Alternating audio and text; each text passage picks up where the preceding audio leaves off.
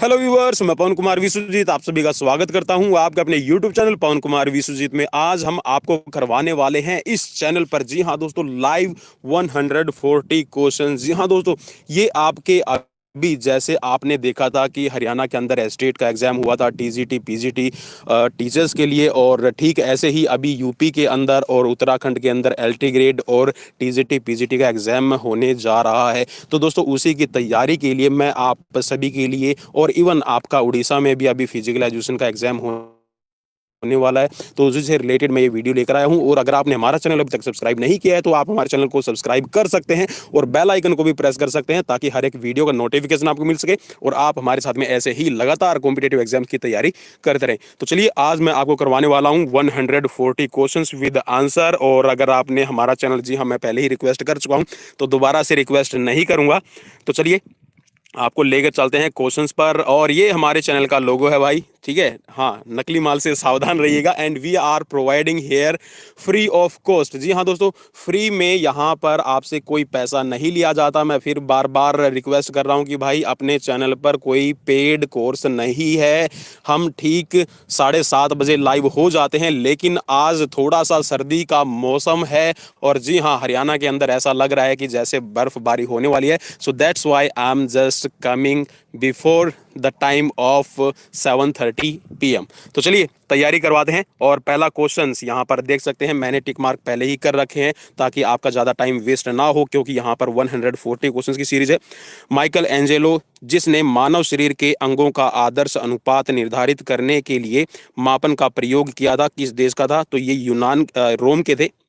Next question है, नागबल के नाम से शक्ति की इकाई के आधार पर वीरों की शक्ति के आकलन का उल्लेख किस ग्रंथ में मिलता है? तो ये है आपके महाभारत। जी हाँ दोस्तों, आप ठीक सुन रहे हैं। जो नागबल के नाम से जो एक शक्ति का प्रयोग किया जाता था, तो वो महाभारत के युद्ध में आपका प्रयोग किया गया था। तो क्वेश्चन आपसे ये पूछा जा सकता है। नेक्स्ट क्वेश्चन है आपकी स्क्रीन पर, मापन के क्षेत्र में सर्वप्रथम एंथ्रोपमेट्रिक मापन विधि का प्रयोग किसने किया था? एंथ्रोपमेट्रिक का तो इन्होंने किया था, इनका नाम है आल्दो क्यूटलेट। और जी हाँ, आल्दो क्यूटलेट के नाम से मैं आपको बता दूं कि काफ़ी फेमस एक, जी हाँ, फेमस हम टेस्ट है वो करते हैं। अगर आपके अंदर ओबेसिटी है, ओबेसिटी की क्लास पहचानने के लिए, अगर आपके अंदर वेट है, वो ओवरवेट हो गया है, तो हम उसको पहचानने के लिए हम एक टेस्ट करते हैं जिसको हम कहते हैं, जी हाँ, मैं लिख रहा हूँ स्क्रीन पे, BMI, ठीक है, बॉडी मास इंडेक्स टेस्ट, ठीक है। तो इसी बॉडी मास इंडेक्स टेस्ट को आप क्यूटलेट टेस्ट के नाम से भी जानते हैं। चलिए, नेक्स्ट क्वेश्चन आपकी स्क्रीन पर है, आल्दो क्यूटलेट, जिसने सर्वप्रथम एंथ्रोपमेट्रिक मापन विधि का प्रयोग किया था, किस देश के निवासी थे? तो ये हैं फ्रांस के निवासी है, ठीक है। और फ्रांस के ही बेरिन पियरे डी कुबर्टिन भी है, आप उनको भी याद रखिएगा। आल्दो क्यूटलेट था, तो आल्दो क्यूटलेट क्या था? यहाँ पर 4 ऑप्शन है, इन 4 ऑप्शन में मैंने टिक मार्क कर रखा है कि वो गणितज्ञ थे। नेक्स्ट क्वेश्चन है, एंथ्रोपमेट्रिक एक प्राचीन मापन प्रविधि थी जिसको 19वीं शताब्दी में खोज लिया गया था। एंथ्रोपमेट्रिक को किसने खोजा था 19वीं शताब्दी में? आप इस क्वेश्चन को ऐसे समझ लीजिए कि एंथ्रोपमेट्रिक को किसने खोजा, ठीक है, 19वीं शताब्दी में? तो ये थे रोस्टेन, ठीक है, रोस्टेन ने खोज लिया था एंथ्रोपमेट्रिक को। चलिए, नेक्स्ट क्वेश्चन है, रोस्टेन, जिन्होंने 19वीं शताब्दी में एंथ्रोपमेट्रिक प्रविधि की खोज की थी, वो किस देश के निवासी थे? तो ये भी फ्रांस के ही निवासी थे। नेक्स्ट क्वेश्चन है, रोस्टेन ने एंथ्रोपमेट्रिक कितने प्रकार के शारीरिक प्रकारों का उल्लेख किया है? तो रोस्टेन ने एंथ्रोपमेट्रिक प्रविधि में 3 प्रकार के जो शारीरिक प्रकार हैं उनका उल्लेख किया है। नेक्स्ट क्वेश्चन है, रोस्टेन ने, जिसने एंथ्रोपमेट्रिक प्रविधि की खोज की थी, में 3 शारीरिक प्रकारों का उल्लेख किया है, निम्नलिखित में से एक प्रकार नहीं है। तो यहाँ पर देखिए, एस्थेनिक, एस्थेनिक किसका दिया हुआ है? आप समझ गए हैं, बिल्कुल क्रेस्मेर का दिया हुआ है। क्रेस्मेर ने जो क्लासिफिकेशन किया है, क्रेस्मेर क्लासिफिकेशन में आता है एस्थेनिक। अदरवाइज जो रोस्टेन ने दिया है, रोस्टेन ने डिगिस्टिव, म्यूस्कुलेटर और आपका क्रीविरल, ठीक है, ये 3 दिए हैं। नेक्स्ट क्वेश्चन याद कर लीजिएगा, काफी इंपॉर्टेंट क्वेश्चन है और आपके एंथ्रोपमेट्रिक से जुड़े हुए क्वेश्चन है ये। नेक्स्ट क्वेश्चन है, रोस्टेन द्वारा वर्णित शारीरिक प्रकारों की साम्यता निम्नलिखित में से किसके द्वारा वर्णित शरीर प्रकारों से मेल खाती है? जी हाँ, तो यहाँ पर आप कह सकते हैं कि जो शेल्डन का क्लासिफिकेशन है, शेल्डन के क्लासिफिकेशन से मैच खाती है। यहाँ पर रोस्टेन की जो वर्णित विधि है शरीर के प्रकारों का उन्होंने वर्णन किया है, तो एच शेल्डन, ठीक है। और शेल्डन ने जो क्लासिफिकेशन किया था वो आप सबको पता है, एंडोमार्फ, एक्टोमार्फ और मेसोमार्फ में किया है। और जी हाँ, मैं यहाँ पर थोड़ा सा आपका टाइम लूंगा और यहाँ पर देखिए एक सोमैटोटाइप है, सोमैटोटाइप से रिलेटेड एक क्वेश्चन पूछा गया था अभी एस्टेट में, तो यहाँ पर थोड़ा सा मैं आपको अवेयर कर दूं। यहाँ पर तो देखिए, यहाँ पर राउंड, एंडो का मतलब होता है गोल मटोल, तो यहाँ पर जो राउंड शेप है, और जो सोमैटोटाइप में यहाँ पर जो आपका एंडोमार्फ है, एंडोमार्फ के लिए आपका जो क्लासिफिकेशन किया गया वो है 711, ठीक है, 711 रहेगा। मीजोमार्फ, मीजोमार्फ का होता है मतलब कि आयताकार शरीर है, ठीक है, मस्कुलर बॉडी है, ठीक है। तो वर्ड जो आपकी मस्कुलर बॉडी है वहां पर मेसोमार्फ के लिए है, ठीक है। आप शरीर का आकार देख सकते हैं यहाँ पे। और मेसोमार्फ के लिए जो मार्किंग दी जाती है वो है 171 मीन्स 171। और जो यहाँ पर एक्टोमार्फ, ठीक है, एक्टोमार्फ आपके ज्यादा लॉन्गिट्यूडनल रहते हैं। लॉन्गिट्यूडनल का मतलब है लंबाई ज्यादा होती है, दुबले पतले होते हैं, कमजोर शरीर के होते हैं। और जो इनके लिए मार्किंग दी गई है वो है 117, ठीक है। तो ये सोमैटोटाइप भी आप याद कर लीजिए, शेल्डन के क्लासिफिकेशन पे ही ये सोमैटोटाइप बना हुआ है।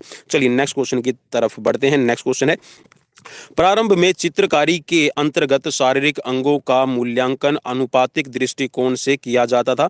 इसका विशेष प्रयोग इसके द्वारा किया गया है, ठीक है। तो ये इनका नाम है यहाँ पर एडवर्ड हिचकॉक, ठीक है। एडवर्ड हिचकॉक ने जो प्रारंभिक आपका चित्रकारी के अंतर्गत शारीरिक अंगों का मूल्यांकन किया है।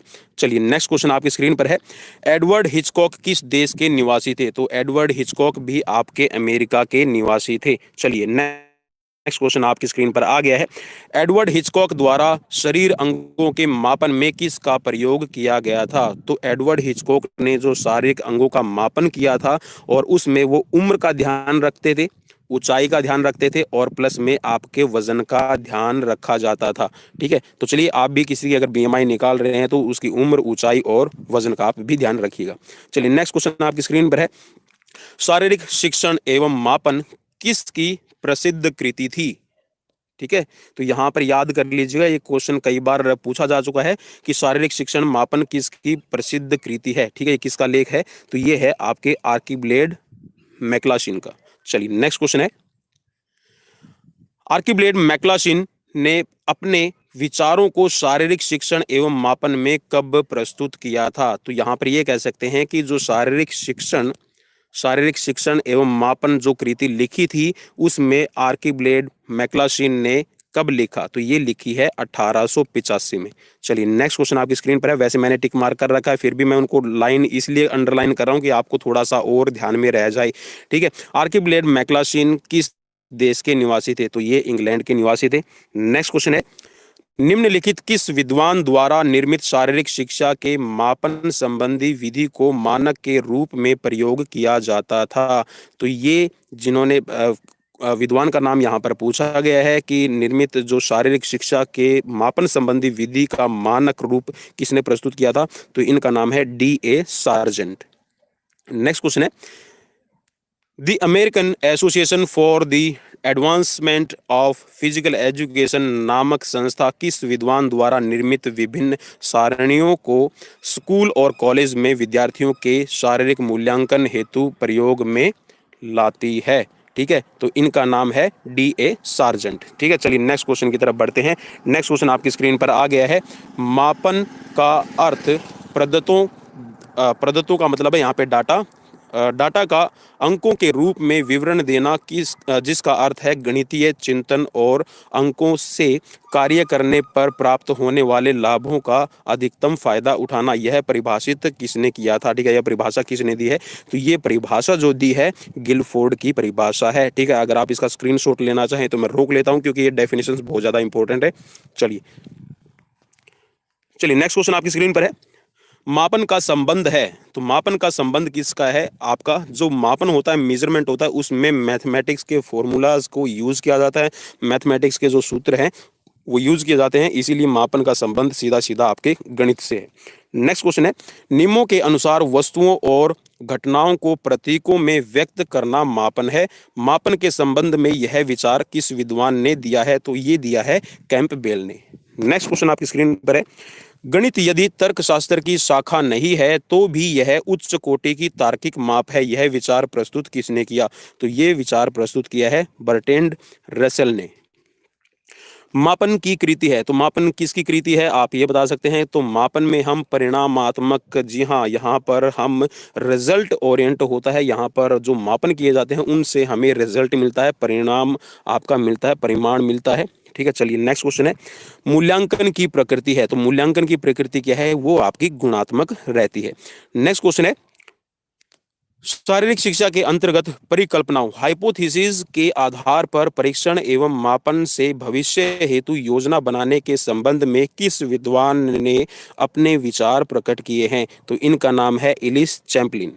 नेक्स्ट, मापन एवं परीक्षण को किस नाम से जाना जाता था? जो प्रारंभ में आपके शुरू में मापन और मेजरमेंट, जी हाँ, आप यहाँ पर कह सकते हैं कि टेस्ट और मेजरमेंट्स है, तो उसको किस नाम से जाना जाता था? तो इसका नाम है यहाँ पर नृतत्व शास्त्रीय मापन। नेक्स्ट क्वेश्चन है, manual on measurement and testing किसकी प्रसिद्ध कृति है? तो ये है डॉक्टर सार्जेंट की। ठीक है, नाम याद रख लीजिएगा, manual on measurement and testing. Next question आपकी स्क्रीन पर है, सर्वप्रथम किस वर्ष मनोवैज्ञानिक प्रयोगशाला की स्थापना की गई? तो सबसे पहली जो प्रयोगशाला मनोविज्ञान में जो स्थापित की गई है वो की गई है 1879, जी हाँ, 1879 में।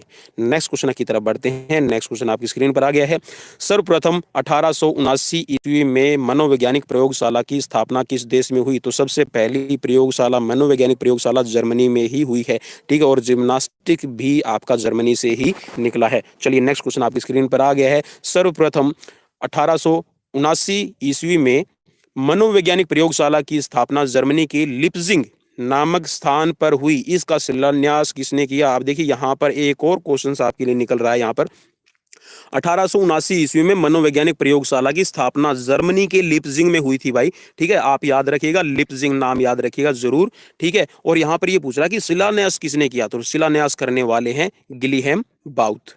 नेक्स्ट क्वेश्चन की तरफ बढ़ते हैं। नेक्स्ट क्वेश्चन आपकी स्क्रीन पर है, निम्नलिखित में किस विद्वान ने लगभग 50 वर्षों के अध्ययन एवं अन्वेषण के पश्चात शारीरिक शिक्षा में परख के सिद्धांत की खोज की? तो परख के सिद्धांत की लगभग 50 वर्षों के अध्ययन और यहाँ पर खोज के बाद, रिसर्च स्टडी करने के बाद, तो डॉक्टर हिचकॉक ने यहाँ पर परख के सिद्धांत की खोज की। चलिए नेक्स्ट क्वेश्चन की तरफ बढ़ते हैं। नेक्स्ट क्वेश्चन, डॉक्टर हिचकॉक ने परख के सिद्धांत का विशेष रूप से किस खेल के लिए प्रयोग किया था? तो डॉक्टर हिचकॉक ने, जैसे मैंने आपको बताया था कि जर्मनी में काफी फेमस है जिम्नास्टिक, तो यहाँ पर जिम्नास्टिक के खेल का प्रयोग किया था। नेक्स्ट क्वेश्चन आपकी स्क्रीन पर है, डायनमोमीटर का प्रयोग किसकी माप के लिए किया जाता है? डायनमोमीटर से हम शक्ति को मापते हैं, तो यहाँ पर शक्ति मापी जाती है आपकी शरीर के निचले भाग की। ठीक है, यहाँ पर बाहों की आप कह सकते हैं। देखिए डायनमोमीटर में वैसे शरीर के जो निचले भाग की शक्ति है उसको मापा जाता है। ठीक है, क्योंकि यहाँ पर अगर हम उपयुक्त सभी करते हैं तो जो श्वसन क्षमता है यहाँ पर ये गलत हो जाएगा। श्वसन क्षमता को मापने के लिए हम स्पायरोमीटर का यूज करते हैं, इसको कई बार वेट स्पायरोमीटर भी आपने नाम सुना होगा। ठीक है, तो यहाँ पर उपयुक्त जो क्वेश्चन का आंसर है ये रहेगा ऑप्शन सी।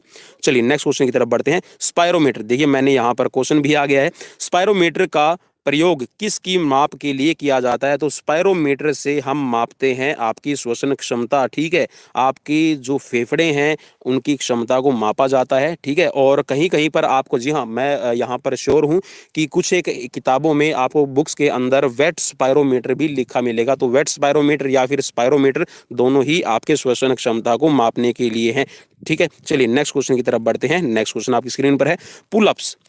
पुलअप्स का प्रयोग इसके मापने के लिए किया जाता है? तो पुलअप्स, जब आप पुलअप्स निकालते हैं, इसको बीम निकालना भी कहते हैं, कि आप एक हॉरिजॉन्टल बार पर लटक जाते हैं और अपनी बॉडी को ऊपर की तरफ खींचते हैं, अपनी बॉडी को ऊपर की तरफ पुश करते हैं और चिन को, जी हाँ, अपनी ठोड़ी को उस हॉरिजॉन्टल बार से आप क्रॉस करते हैं, तो ये पुलअप्स कहलाता है।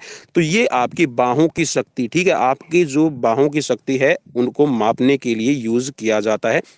नेक्स्ट क्वेश्चन आपकी स्क्रीन पर है, शक्ति मापन की कल्पना सर्वप्रथम किसने की थी? तो सर्वप्रथम जो शक्ति मापन की प्रकल्पना है या फिर आप इमेजिनेशंस कह सकते हैं, ये की थी प्रथम ने। ठीक है, प्रथम आप याद रख लीजिएगा, प्रथम से ही आप प्रथम बना दीजिएगा। नेक्स्ट क्वेश्चन आपकी स्क्रीन पर है भाई, SI स्ट्रेंथ इंडेक्स का निर्माण किसने किया? स्ट्रेंथ इंडेक्स, ठीक है, फुल फॉर्म भी यहाँ पर देखिए दी हुई है। स्ट्रेंथ इंडेक्स का निर्माण किसने किया है? तो ये किया है रोजर्स ने, ठीक है। रोजर्स शक्ति के निर्माण से जुड़े हुए हैं। चलिए नेक्स्ट क्वेश्चन की तरफ बढ़ते हैं। नेक्स्ट है PFI फिजिकल फिटनेस इंडेक्स का निर्माण किसने किया? तो फिजिकल फिटनेस इंडेक्स का निर्माण भी रोजर्स ने किया है।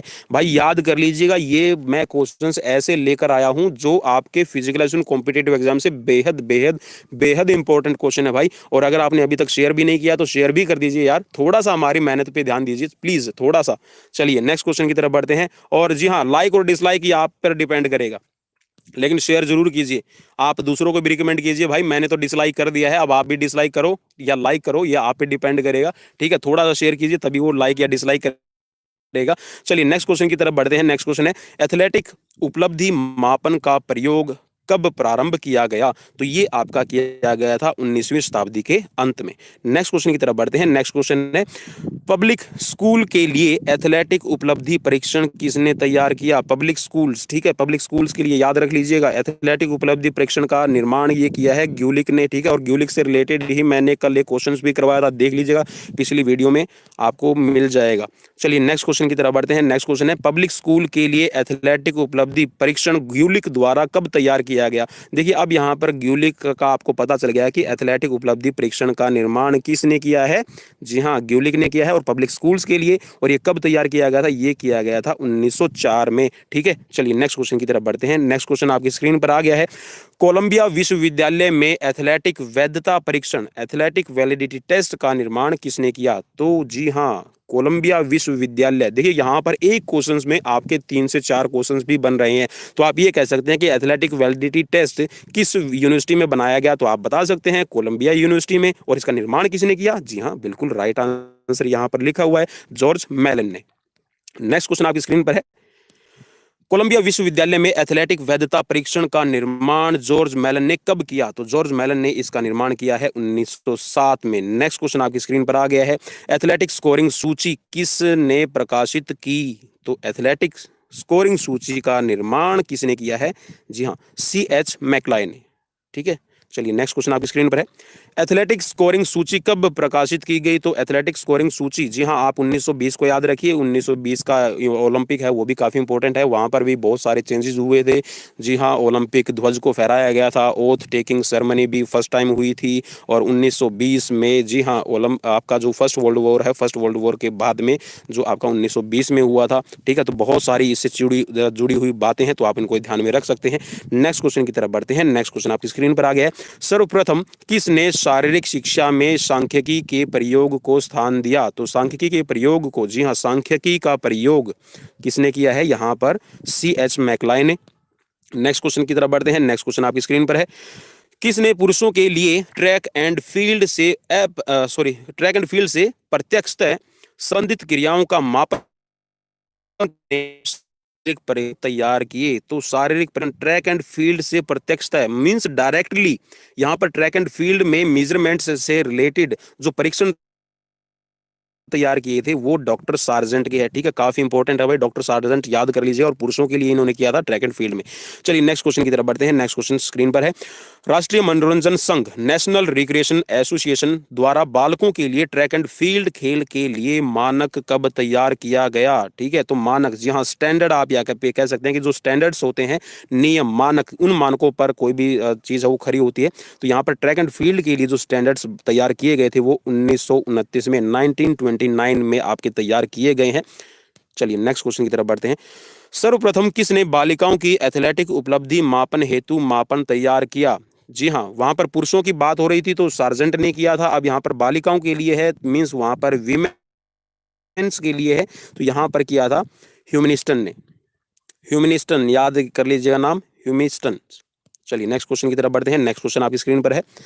निम्नलिखित में से किसने अवधि मापन हेतु मानक तैयार किए? एथलेटिक उपलब्धि, यहाँ पर इनका नाम है ब्रेस, ठीक है। चलिए नेक्स्ट क्वेश्चन की तरफ बढ़ते हैं। नेक्स्ट क्वेश्चन है, कोजन ने एथलेटिक मापन एथलेटिक उपलब्धि मापन हेतु मानक कब प्रकाशित किया था? कजन, ठीक है, कजन याद रख लीजिएगा, कजन से कोजन, आप कोजन बोल लीजिए या फिर कजन, ठीक है, ठीक रहेगा। तो यहाँ पर जो इन्होंने मानक तैयार किया है एथलेटिक्स की उपलब्धि के लिए वो 1929 में ही किया है। चलिए नेक्स्ट क्वेश्चन की तरफ बढ़ते हैं। टी स्केल, टी स्केल विधि का सर्वप्रथम किसने प्रयोग किया? तो टी स्केल जो विधि का प्रयोग है वो ब्रेस ने किया है। नेक्स्ट क्वेश्चन की तरफ बढ़ते हैं। नेक्स्ट क्वेश्चन आपकी स्क्रीन पर है। सर्वप्रथम टी स्केल विधि का प्रयोग ब्रेस द्वारा कब किया गया? तो ये किया गया था 1924 में। देखिए यहाँ पर कुछ एक क्वेश्चंस के आंसर वो हैं जो आपके लिए और भी ज्यादा इजी हैं। जी हाँ, शीतकालीन ओलंपिक की शुरुआत भी 1924 में हुई थी, याद रखिएगा, चॉम्स्की, ठीक है।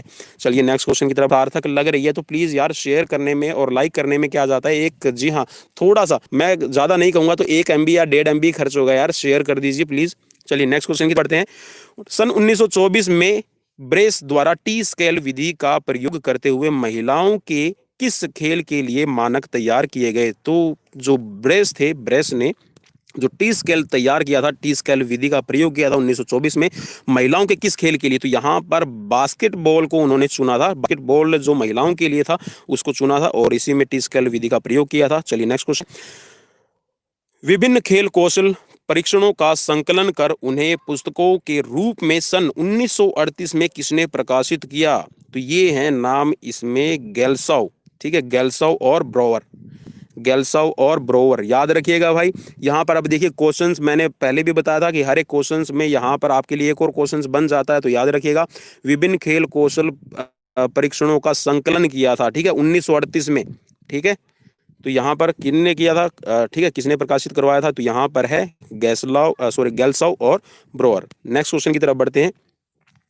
वर्गीकरण मापन परीक्षण तैयार करना है तो आप था। चलिए नेक्स्ट क्वेश्चन की तरफ बढ़ते हैं। शारीरिक शिक्षा हेतु चरित्र मापन कैरेक्टर मेजरमेंट स्केल किसके द्वारा तैयार की गई थी? तो ये तैयार करने वाले थे लूथर वेन बुस्किर्क, लूथर वेन बुस्किर्क, याद कर लीजिएगा भाई। नाम थोड़े से अटपटे रहते हैं लेकिन याद करने पड़ेंगे बिकॉज इट्स अ हिस्ट्री। जी हाँ, हिस्ट्री को ही हमने याद करना पड़ेगा। चलिए नेक्स्ट क्वेश्चन की तरफ चलते हैं। लूथर वेन बुस्किर्क द्वारा शारीरिक शिक्षा हेतु चरित्र मापन विधि को कब तैयार किया गया था? ये तैयार की गई थी 1928 में। और 1928 में जी हाँ ओलंपिक, जी हाँ ओलंपिक हुए थे और ओलंपिक में भारत ने जी हाँ झंडा गाड़ दिया था। पहली बार हॉकी की टीम एंटर की और पहली ही बार में गोल्ड लिया। जी हाँ, और उसके बाद तो यार गोल्डों की झड़ी लग गई, स्वर्ण पदक की झड़ी लगी। 8 गोल्ड हैं भारत के हॉकी में। और जब तक आपका एस्ट्रोटर्फ नहीं आया था तब तक आप ये कह सकते हैं कि भारत विश्व विजेता था, भारत को कोई नहीं हराने वाला था। लेकिन जैसे ही एस्ट्रोटर्फ ग्राउंड पर हॉकी खेली जाने लगी भारत पिछड़ता चला गया, क्योंकि भारत, जी हाँ, एस्ट्रोटर्फ में बहुत ज़्यादा फास्ट गेम हो जाता है। लेकिन भारत के जो खिलाड़ी हैं, भारत में भी अभी एस्ट्रोटर्फ ग्राउंड बनने लगे हैं। चलिए देखते हैं आगे क्या रहेगा। आई होप कि हम ज़्यादा गोल्ड मेडल और जीतेंगे। चलिए नेक्स्ट क्वेश्चन की तरफ बढ़ते हैं। कैरेक्टर इन्वेंट्री का निर्माण किसने किया? तो ये निर्माण करने वाले हैं मैकलॉय। नेक्स्ट क्वेश्चन है बिहेवियर रेटिंग स्केल का निर्माण किसने किया? तो बिहेवियर रेटिंग स्केल का निर्माण करने वाले हैं ब्लैक कार्ड। जी हाँ, ब्लैक कार्ड, काला कार्ड, याद कर लीजिएगा। चलिए नेक्स्ट क्वेश्चन की तरफ बढ़ते हैं। हृदयाकार क्षमता मापन का प्रयोग किसने किया था? तो हृदयाकार मापन क्षमता का प्रयोग सबसे पहले किसने किया है? तो ये है मोसो, ठीक है, मोसो, मसोस दो, ठीक है, मोसो समोसा। चलिए याद कर लीजिएगा जैसे भी आपको याद रहे, मोसो से याद रह जाएगा। जी हाँ, मोसी का हस्बैंड मोसा, तो यहां से आप मोसो याद कर लीजिएगा। चलिए नेक्स्ट क्वेश्चन की तरफ बढ़ते हैं। मोसो किस क्षेत्र से संबंधित थे? तो मोसो जो संबंधित है वो है शल्य चिकित्सा से, ठीक है, शल्य चिकित्सा से संबंधित है। नेक्स्ट क्वेश्चन है इटली के शल्य चिकित्सक मोसो ने हृदयाकार तथा उसके कार्यों को कब मापने का प्रयास किया था? तो ये किया था 1890 में। अब आपको ये भी पता चल गया कि शल्य चिकित्सक थे मोसो और इटली के रहने वाले थे। हृदयाकार तथा उसके कार्यों को मापने का प्रयोग 1890 में हुआ था। चलिए नेक्स्ट क्वेश्चन की तरफ बढ़ते हैं भाई। नेक्स्ट क्वेश्चन आपकी स्क्रीन पर आ गया है। इटली के शल्य चिकित्सक मोसो ने किस उपकरण द्वारा हृदयाकार तथा उसके कार्यों को मापने का प्रयास किया? इर्गोग्राफ, ठीक है, इर्गोग्राफ याद रख लीजिएगा भाई। इर्गोग्राफ के द्वारा इन्होंने मापने की कोशिश की थी। नेक्स्ट क्वेश्चन है प्रसिद्ध कलाकार माइकल एंजिलो किस देश के निवासी है? माइकल एंजिलो रोम के निवासी हैं भाई, याद रख लीजिएगा। चलिए नेक्स्ट क्वेश्चन है, वर्ष 2002 के बास्केटबॉल के ध्यानचंद पुरस्कार विजेता कौन है? 2002 में बास्केटबॉल ध्यानचंद पुरस्कार विजेता राम कुमार, जी हाँ राम कुमार, याद रख लीजिएगा। चलिए नेक्स्ट क्वेश्चन है, सर्विसेज ट्रॉफी का किससे है? तो सर्विसेज ट्रॉफी आपकी बास्केटबॉल से जुड़ी हुई है। लीड पास किस खेल की शब्दावली है? तो लीड पास जो आपका शब्द यूज किया जाता है वो बास्केटबॉल में यूज किया जाता है। हृदयाकार परीक्षण किसने तैयार किया था? हृदयाकार परीक्षण तैयार करने वाले थे क्रम्पटन, ठीक है, क्रम्पटन, याद रख लीजिएगा भाई, क्रम्पटन इनका नाम यह है, ठीक है। चलिए नेक्स्ट क्वेश्चन है, हृदयाकार परीक्षण क्रम्पटन ने कब तैयार किया था? तो इन्होंने तैयार किया था 1905 में। और हृदयाकार परीक्षण मापन जो बनाया था वो, जी हाँ आपने बिल्कुल पिछला क्वेश्चन बिल्कुल जरूर देख लिया, तो याद रख लीजिएगा। इटली के रहने वाले थे शल्य चिकित्सक मोसो, ठीक है, और उन्होंने किया था 1890 में, ठीक 15 वर्ष बाद हृदयाकार परीक्षण, ठीक है, वो क्रम्पटन ने बनाया था। चलिए नेक्स्ट क्वेश्चन की तरफ बढ़ते हैं। नेक्स्ट क्वेश्चन आपकी स्क्रीन पर है भाई, प्रथम विश्व युद्ध में भाग लेने वाले ब्रिटिश विमान चालकों की हृदयाकार क्षमता ज्ञात करने के लिए किसने प्रयोग किया था? तो ये प्रयोग करने वाले थे स्नीडर, ठीक है, स्नीडर ने प्रयोग किया है, जो फर्स्ट वर्ल्ड वॉर में जो, जी हाँ, विमान चालक थे जो फाइटर जेट वगैरह उड़ाते थे, और उस टाइम पे थे या नहीं थे ये भी मुझे कंफर्म नहीं है, लेकिन जी हाँ विमान जरूर उड़ाए गए थे और उसमें भाग लिया था प्रथम विश्व युद्ध में कुछ देशों ने, तो उन देशों ने बहुत बड़ा नुकसान भी झेला था। तो भाई युद्ध कोई हल नहीं है, तो उस टाइम पे देखिए उनकी भी हृदयाकार क्षमता को मापने के लिए, मीन्स जो उनका हार्ट का साइज है और उनका हार्ट कैसे काम करता है उसको मापने के लिए स्नीडर ने बहुत मेहनत की। क्यों करवाते हो भाई इतनी मेहनत? वर्ल्ड वॉर ही ना करो, इतनी मेहनत ही नहीं करनी पड़ेगी। चलिए नेक्स्ट क्वेश्चन की तरफ बढ़ते हैं, किसने नाड़ी अनुपात परीक्षण पल्स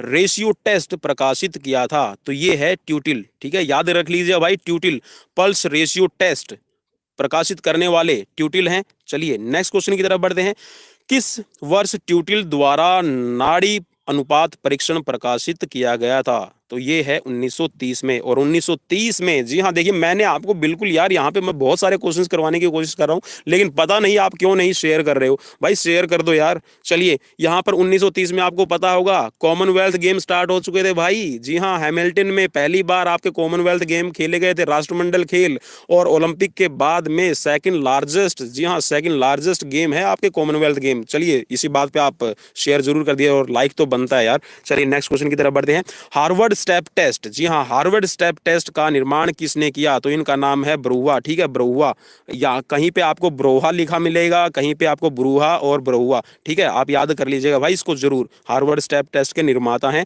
ब्रुआ। ने हार्वर्ड स्टेप टेस्ट परीक्षण का निर्माण कब किया था? तो इन्होंने किया था 1940 में, और 1940 में हार्वर्ड स्टेप टेस्ट में इन्होंने जो कार्डियोवैस्कुलर कैपेसिटी है भाई उसको चेक करने के लिए बनाया था। और आपको पता होगा, जी हाँ अगर नहीं पता है तो बॉयज के लिए यहाँ पर 20 इंचेस का बॉक्स रखा गया था और गर्ल्स के लिए 16 इंचेस का बॉक्स रखा गया था, ठीक है। चलिए ये भी आपके लिए लेटेस्ट होगा, चलिए लेटेस्ट तो नहीं है, काफी पुराना, लेकिन इस वीडियो में लेटेस्ट है। शारीरिक शिक्षा के क्षेत्र में ज्ञान का परीक्षण, जी हाँ ज्ञान का परीक्षण नॉलेज टेस्ट बास्केटबॉल के लिए किसने प्रकाशित किया था? तो ये ब्रेस थे। नेक्स्ट क्वेश्चन है, बील ने किस खेल के लिए ज्ञान परीक्षण प्रकाशित किया था?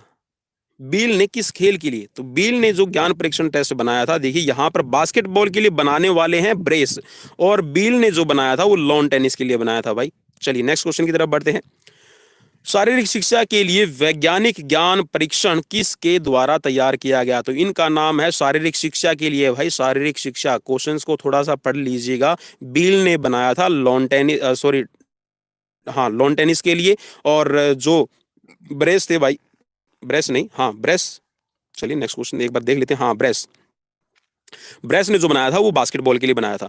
तो यहाँ पर शारीरिक शिक्षा के लिए वैज्ञानिक ज्ञान परीक्षण किसके द्वारा तैयार किया गया? तो विलिस के द्वारा। नेक्स्ट क्वेश्चन है, प्रथम वैज्ञानिक ज्ञान परीक्षण किसके द्वारा तैयार किया गया? तो वो है स्नेल, ठीक, स्नेल। चलिए नेक्स्ट क्वेश्चन है, सनी लियोनी नहीं भाई, स्नेल बोल रहा हूं मैं, कुछ गलत सुन रहे हैं, माफ करना अगर मैं कुछ, चलिए मजाक कर रहा हूं यार। चलिए नेक्स्ट क्वेश्चन की तरफ बढ़ रहे हैं, स्कॉट नामक विद्वान किस परीक्षण से संबंधित है? तो स्कॉट का जो संबंध है वो है ज्ञान मापन से। चलिए नेक्स्ट क्वेश्चन की तरफ है, फ्रेंच नामक विद्वान ने किस परीक्षण में अपना महत्वपूर्ण योगदान दिया? तो ये दिया था ज्ञान मापन में। नेक्स्ट क्वेश्चन है, ब्रोर ब्रोर नामक विद्वान का किस परीक्षण की दिशा में महत्वपूर्ण योगदान रहा? तो इनका भी ज्ञान मापन में रहा है। नेक्स्ट क्वेश्चन है, सामान्य गामक सामर्थ्य परीक्षण का प्रमुख घटक है? जी हाँ, सामान्य गामक सामर्थ्य परीक्षण का घटक कौन सा है? शक्ति, मांसपेशीय तालमेल और त्वरण। ठीक है, यहाँ पर आपकी एक्सेलरेशन और आपकी न्यूरोमस्कुलर कोऑर्डिनेशन और आपकी स्ट्रेंथ, इन सभी से रहेगा। चलिए नेक्स्ट क्वेश्चन की तरफ बढ़ते हैं। गामक क्षमता परीक्षण का निम्नलिखित में से कौन एक संबंधित नहीं है? तो आपकी जो मोटर फिटनेस टेस्ट है, मोटर फिटनेस टेस्ट में आपका गेट अप्स, ठीक है, गेट अप कोई चीज नहीं है भाई, यहाँ पर पुशअप होते हैं, सिटअप्स होते हैं, पुल अप्स। ठीक है, ये रहेगा गेट अप। ठीक है, गेट अप खड़ा नहीं होना। चलिए गेट अप। नेक्स्ट क्वेश्चन है, युद्ध के दौरान किस प्रकार के परीक्षण की आवश्यकता महसूस की गई? तो द्वितीय विश्व युद्ध के दौरान, जी हाँ, सेकंड वर्ल्ड वॉर, याद रख लीजिएगा भाई, सेकंड वर्ल्ड वॉर। जी हाँ, और सेकंड वर्ल्ड वॉर की वजह से, जी हाँ, हमारे जो गेम्स थे जो होने थे वो नहीं हुए थे। ठीक, आप समझ रहे हैं, 1940 और 1944 के हमारे गेम नहीं हुए थे, ओलंपिक जो थे वो ये रद्द कर दिए गए थे। तो इस दौरान एक थोड़ी सी ये ज़रूरत महसूस हुई कि जो गामक क्षमता है, जो मोटर फिटनेस टेस्ट है, उसको इजाद किया जाए। चलिए नेक्स्ट क्वेश्चन की तरफ बढ़ते हैं। शारीरिक फिटनेस के मूल आधार हैं? तो शारीरिक फिटनेस के जो मूल आधार हैं ये हैं आपके, जी हाँ, फिजिकल फिटनेस कंपोनेंट्स आप समझ लीजिए। तो आप ये कि यहाँ पर एंड्योरेंस, स्ट्रेंथ और flexibility, these are all right. चलिए नेक्स्ट क्वेश्चन की तरफ बढ़ते हैं। नेक्स्ट क्वेश्चन आपकी स्क्रीन पर आ गया है। हॉकी के मैदान की लंबाई कितनी होती है? तो हॉकी के मैदान की लंबाई यहाँ पर दे रखी है, ठीक है, मीटर में है, 91.40 मीटर, 91.40 मीटर। ठीक है, अगर हम इसको गज में कन्वर्ट करेंगे तो आपका ये 100 यार्ड हो जाएगा। ठीक है, नेक्स्ट क्वेश्चन की तरफ बढ़ते हैं। 100 यार्ड, ठीक है भाई, 100 गज होता है। ठीक है, गज में 100 गज है। और यहाँ पर हॉकी के मैदान की जो चौड़ाई है वो अगर मीटर में बात करें तो यहाँ पर 55 मीटर हो जाएगी, और अगर आप इसको गज में कन्वर्ट करोगे तो यहाँ पर 60 यार्ड्स। ठीक है, गज। चलिए, गज गजानन, चलिए लंबोदर गणेश, गज याद रखिएगा भाई। चलिए नेक्स्ट क्वेश्चन की तरफ बढ़ते हैं। हॉकी के गेंद का वजन कितना होता है? तो हॉकी के गेंद का वजन यहाँ पर देखिए, वैसे तो मैंने आपको पहले बताया हुआ है 156 से लेकर 163 ग्राम, यहाँ पर 163 ग्राम होना चाहिए था, लेकिन यहाँ पर दे रखा भाई 163 ग्राम, तो मैं इसको यहाँ से उठाकर यहाँ पर फिट कर देता हूँ। तो 156 से 163 ग्राम आपकी हॉकी की गेंद का वजन होता है। याद रख लीजिएगा भाई, मैं दोबारा से लिख रहा हूँ, 156 से लेकर 163 ग्राम। ठीक है, चलिए नेक्स्ट क्वेश्चन की तरफ बढ़ते हैं। हॉकी स्टिक का वजन कितना होता है? तो हॉकी स्टिक का वजन यहाँ पर लिख रखा है इसमें, ठीक है, यहाँ पर देख लीजिए, ये है आपका 737। ठीक है, 737, चलिए 737 ग्राम। चलिए नेक्स्ट क्वेश्चन की तरफ बढ़ते हैं। हॉकी स्टिक कितने व्यास वाले रिंग से गुजरनी चाहिए? 5 सेंटीमीटर। ठीक है, 5 सेंटीमीटर का एक रिंग बना होता है, उसमें से हॉकी स्टिक को गुजारा जाता है। आप ये कह सकते हैं कि सीधा सा 2 इंच। ठीक है, ये जो मैं 2 निशान बना रहा हूं ना, ये वाले, ठीक है, ऐसे, तो ये इंच की निशानी होती है। एक अगर मैं ऐसे मार्क करता हूं तो ये फीट की निशानी होती है। तो यहाँ पर 2 इंच का आपका एक रिंग बना होता है, उसके व्यास से गुजर जानी चाहिए आपकी हॉकी। चलिए नेक्स्ट क्वेश्चन की तरफ बढ़ते हैं। नेक्स्ट क्वेश्चन आपकी हॉकी से रिलेटेड है। पेनल्टी स्ट्रोक गोल लाइन से कितनी दूर होती है? तो ये है आपकी 7 गज। नेक्स्ट क्वेश्चन है, हॉकी गोल पोस्ट का माप कितना होता है? तो हॉकी गोल पोस्ट का माप यहाँ पर लिख रखा है भाई 3.66 मीटर इंटू 2.14 मीटर। चलिए नेक्स्ट क्वेश्चन की तरफ बढ़ते हैं। नेक्स्ट क्वेश्चन आपकी स्क्रीन पर आ गया है। हॉकी खेल की अवधि पुरुषों के लिए कितनी होती है? भाई पहले देखिए, ये पुराना क्वेश्चन है, ठीक है, आप इसको अगर आप करते हैं तो आपके 15-15 मिनट के, ठीक है, 15-15 मिनट्स के आपके 4 क्वार्टर होते हैं, और जो टोटल टाइम है, टोटल टाइम अभी जो बनता है, ये बनता है आपका 69 मिनट।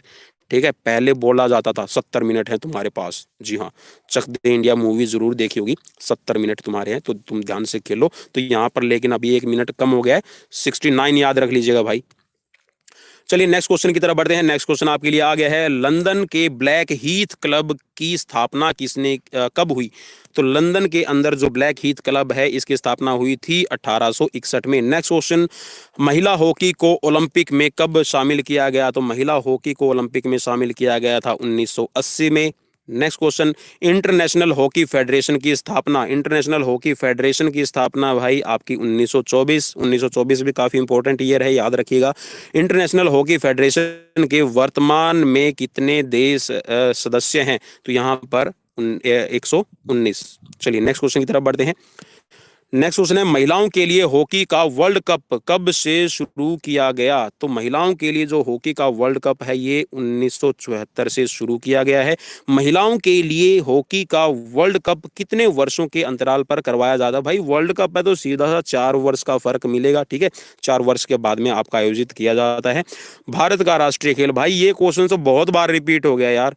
मतलब मेरे चैनल पे आप कोई भी वीडियो उठा के देखना, जहां से भी मैं सीरीज तैयार करता हूं, कैसे भी क्वेश्चन लेके आ जाऊं, यहाँ पर ये क्वेश्चन बिल्कुल ही आपका तैयार रहता है कि भारत का जो राष्ट्रीय खेल है वो क्या है। तो भाई भारत का राष्ट्रीय खेल आप हॉकी कह सकते हैं, लेकिन आरटीआई के अकॉर्डिंग अगर आप जाते हैं तो कोई भी नहीं है, ठीक है। जैसे कि राष्ट्रपिता के लिए है कि संविधान में हमें ये बताया गया था, किताबों में हमें ये पढ़ाया गया था कि राष्ट्रपिता है महात्मा गांधी, लेकिन जैसे ही एक वो 6ठी क्लास की, 6th क्लास की, 7th क्लास की बच्ची थी, उसने आरटीआई लगाई तो आरटीआई से खुलासा हुआ कि भाई संविधान में या फिर कहीं किसी बुक्स में नहीं लिखा हुआ जो आपके कॉन्स्टिट्यूशन को मानने के लिए या फिर हमें बाध्य करे कि राष्ट्रपिता महात्मा गांधी है, ठीक है। तो भाई देख लीजिएगा इस क्वेश्चन को, काफी विवादास्पद होने लगी है चीजें, लेकिन पता नहीं अब कहां से वो कहते हैं ना गड़े मुर्दे उखड़ने लगे यार।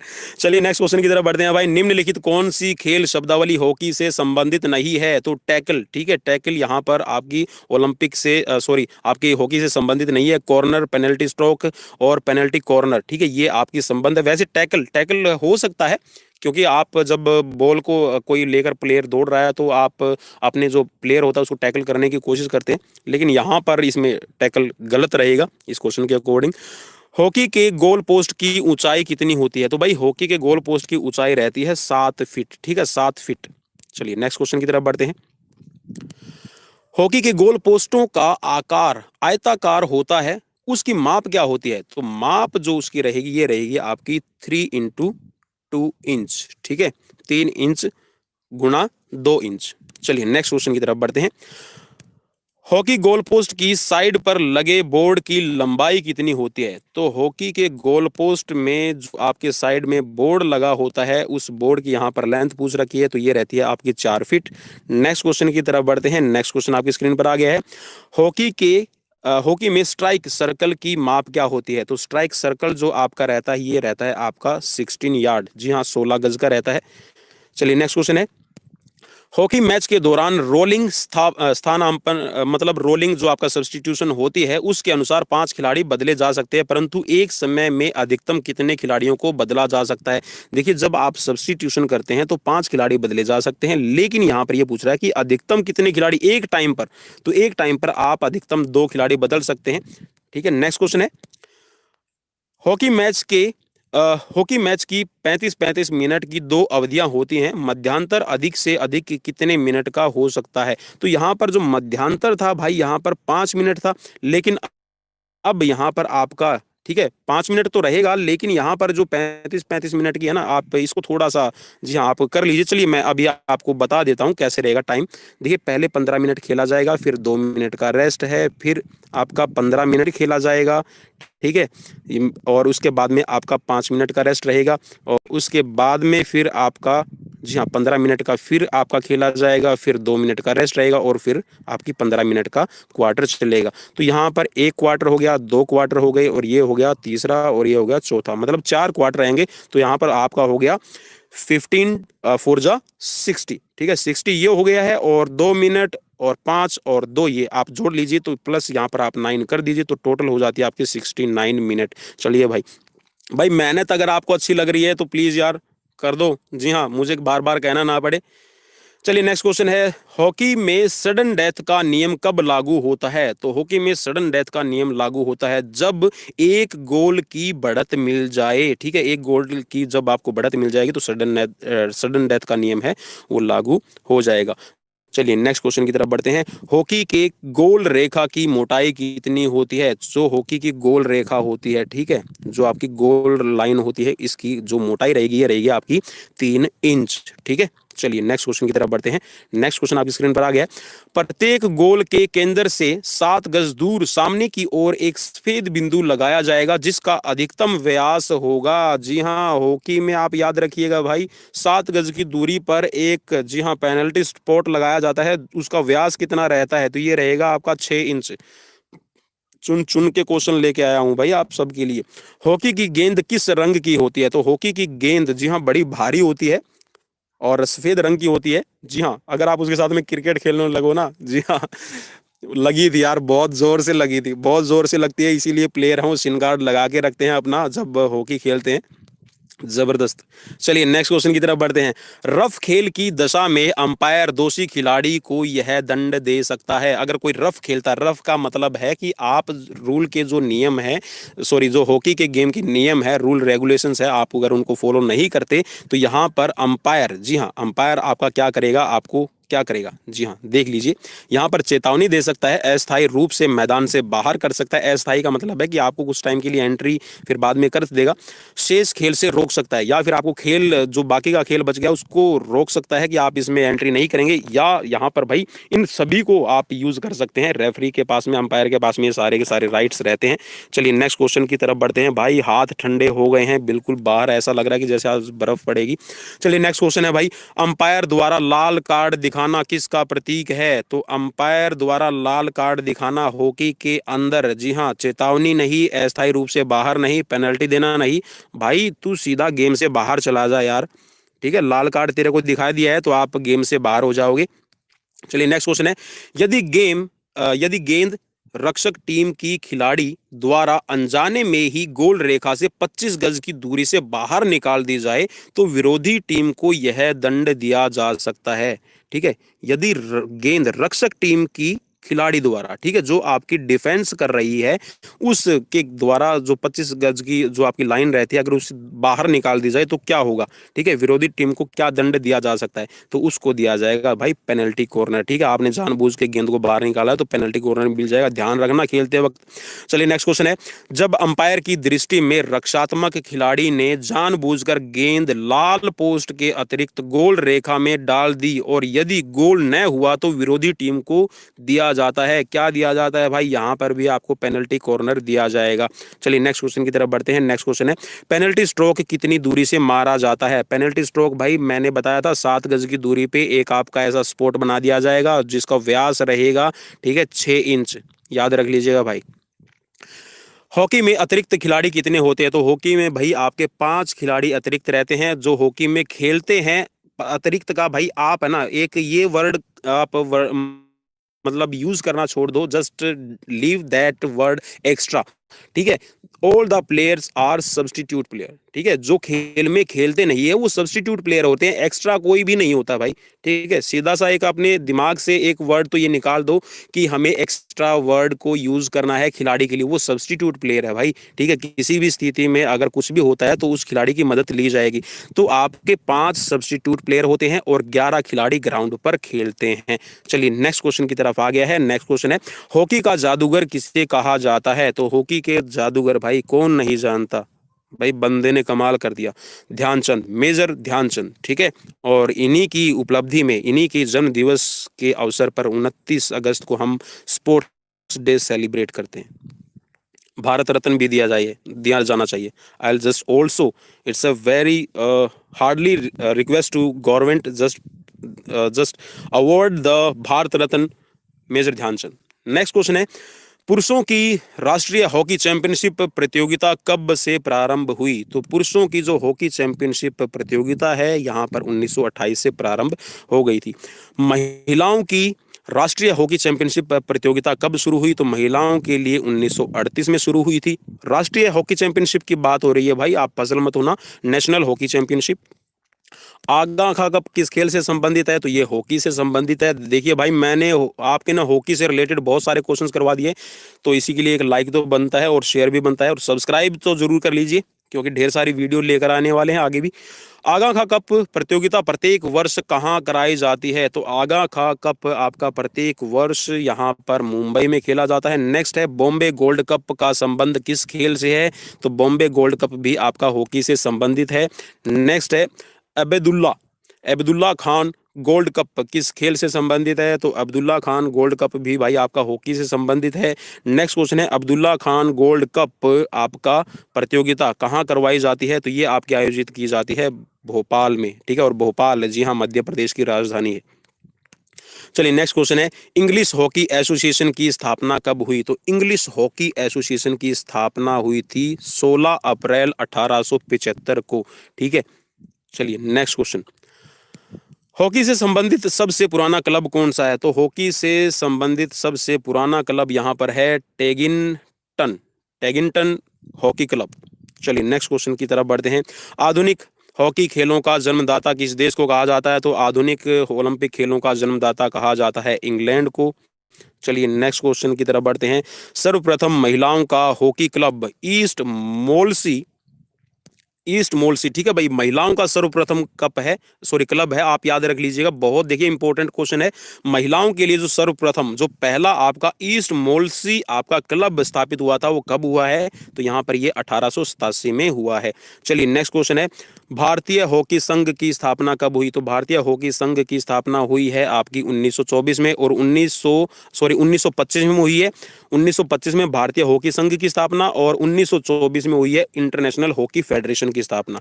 चलिए नेक्स्ट क्वेश्चन है, भारत ने पहली बार किस ओलंपिक में भाग लिया था? तो भारत ने ओलंपिक में पहली बार भाग लिया है 1928 में, हॉकी पहली बार भारत ने खेली थी। नेक्स्ट क्वेश्चन है, महिलाओं का प्रथम एशियाई चैंपियनशिप कब और कहां हुआ था? महिलाओं का प्रथम एशियाई चैंपियनशिप कब, आप ये कह सकते हैं कि महिलाओं का जो एशियन चैंपियनशिप है वो पहली बार कब आयोजित किया गया? तो 1968 में आपका किया गया भाई, दिल्ली में। नेक्स्ट क्वेश्चन की तरफ बढ़ते हैं, सर्वप्रथम भारत में कब बंगाल हॉकी एसोसिएशन की स्थापना हुई थी? भारत में, ठीक है, पहली बार आप ये कह सकते हैं कि बंगाल एसोसिएशन कब बनी? तो ये बनी थी 1908 में। नेक्स्ट क्वेश्चन की तरफ बढ़ते हैं, नेक्स्ट क्वेश्चन है, हॉकी एशियाई खेलों में हॉकी को कब शामिल किया गया था? तो एशियाई खेलों में हॉकी को शामिल किया गया था 1962 में, जकार्ता, जी हाँ जकार्ता, लेकिन खाना खा के नहीं डकारता, तो डकार जरूर लीजिएगा, जरूरी है। चलिए 1962 में जकार्ता में भाई एशिया खेलों के जो एशियन गेम्स थे इसमें हॉकी को शामिल किया गया है। चलिए नेक्स्ट क्वेश्चन, एशियाई हॉकी में भारत ने सर्वप्रथम कब स्वर्ण पदक जीता? तो भारत ने स्वर्ण पदक जीता था 1962 में, तो नहीं जीत पाया था जब पहली बार शामिल किया गया था हॉकी को। तो 1966 में बैंकॉक के अंदर जो हुई थी उसमें भारत ने जीत लिया था स्वर्ण पदक। नेक्स्ट क्वेश्चन आपकी स्क्रीन पर है, सर्वप्रथम महिलाओं का अंतरराष्ट्रीय हॉकी मैच कब खेला गया? तो पहला जो हॉकी मैच था अंतरराष्ट्रीय लेवल पर, इंटरनेशनल लेवल पे, वो 1896 में खेला गया था, 1896, डावलिन, याद रख लीजिएगा भाई, डावलिन। नेक्स्ट क्वेश्चन की तरफ बढ़ते हैं। चलिए नेक्स्ट क्वेश्चन आपके लिए सरप्राइज रहेगा, नेक्स्ट क्वेश्चन सरप्राइज है, सही सुमेलित कीजिए। देखिए मैंने यहाँ पर सही सुमेलित कर रखा है, यहाँ पर विश्व कप के बारे में पूछ रखा है, ठीक है, और यहाँ पर ये स्थान दे रखे हैं, तो मैंने यहाँ पर पहले ही लिख रखा है। जो आपका ब्यूनस आयर्स है, ब्यूनस आयर्स में 1978 में गेम हुआ था, ठीक है, आपका हॉकी हुआ था, ठीक है। कुआलालंपुर में 1975 में, एम्स्टरडम में आपका हुआ था 1973 में, और बार्सिलोना में 1971 में, ठीक है। तो ये थे भाई आज के क्वेश्चन, ठीक है। यहाँ पर अगर इसकी टेबल बनाएंगे तो आपका टेबल में ऑप्शन ए राइट हो जाएगा, ठीक है। चलिए मैं इसको थोड़ा सा दिखा देता हूँ आपको, चलिए अब आप इसको देख लीजिए। चलिए तो ये थे आपके 139 क्वेश्चन, ठीक है, 139 क्वेश्चन थे, लेकिन मैं ये उम्मीद करता हूं कि मैंने यहाँ पर लगभग आपको 200 क्वेश्चंस करवा दिए हैं। जी हाँ, इनमें से आप और भी बहुत सारे क्वेश्चंस बना सकते हैं, कुछ की मैंने एक्स्ट्रा इन्फॉर्मेशन देने की कोशिश की थी, तो प्लीज़ जो मैंने एक्स्ट्रा इन्फॉर्मेशन देने की कोशिश की है तो वो आप उसको 140 नंबर आप उसको काउंट कर लीजिएगा। तो दोस्तों ये थे आज के क्वेश्चन, आपको कैसे लगे आप हमें कमेंट बॉक्स में कमेंट करके जरूर बताइएगा। अपने दोस्त पवन कुमार विश्वजीत को दीजिए इजाजत, नमस्कार, bye bye, take care, stay safe, stay home, love you so much.